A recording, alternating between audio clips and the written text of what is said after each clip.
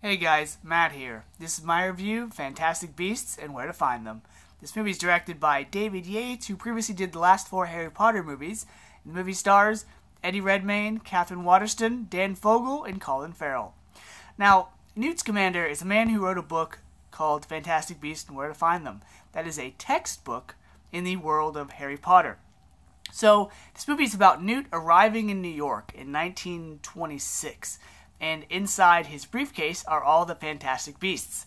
Well, they inadvertently get loose, and he must recover them. When I first heard they were going to do another Harry Potter movie, or more or less a spin-off of Harry Potter, I was like, okay, this could be good. Harry Potter is kind of ended, so they don't have to make this movie, but I'll check it out. And I thought they were going to make a Harry Potter type movie, you know, with similarities to the original franchise, but kind of try to make it their own. They were going to try to make it kid-friendly, also making things for adults. But more or less, they were going to bank off the success of the Harry Potter movies. And that's pretty much what they did in this movie, because there really wasn't a whole lot of heart to this movie. It was one part, like I'd say maybe the first or second Harry Potter movie, but then the other part was like Harry Potter and the Half-Blood Prince, where it was kind of dark subject matter. Now, let me start with the acting in this movie. Eddie Redmayne was good. He was good as Newt Scamander, this timid, kind of shy and just odd character, but he did the role well. Dan Fogel as the movie's comic relief, he was fine too. I was kind of worried about him going into it, but no, he did a good job. Catherine Waterston as this agent that worked for, I guess you could say, the America's Ministry of Magic.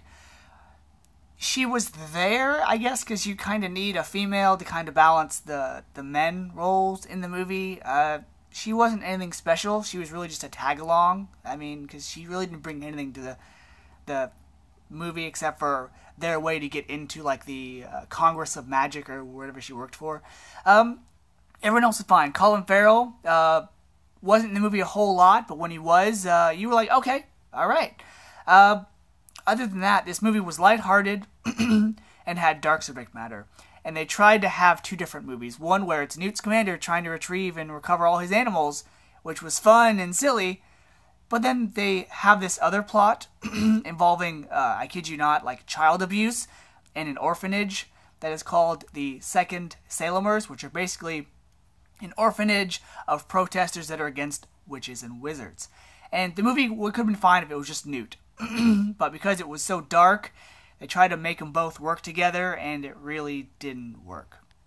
But I gotta keep an open mind. This is only the first movie in a new franchise, but the way they kind of resolve some things in this film kind of makes me wonder how they're gonna make 4 other movies. So because this movie was enjoyable if you're a Harry Potter fan, but because it was very paint by numbers, and it was like the production companies edited this movie and made sure there were certain things in it, like, okay, let's see, we're going to have Muggles, okay, they're in there, oh, we got to have a couple references to Hogwarts in there too, and it was fine in that regard, because it didn't take all the Harry Potter lore and try to cram it down your throats, like, oh, here's the Potter family, here's Hermione, here's Albus Dumbledore. They tried to make it their own thing, so I give it credit in that regard. But it just was underwhelming. This movie had a lot of witches and wizards in it, but the film wasn't very magical. So because of that, I'm going to give Fantastic Beasts and Where to Find Them a C+. So until next time, guys, see ya.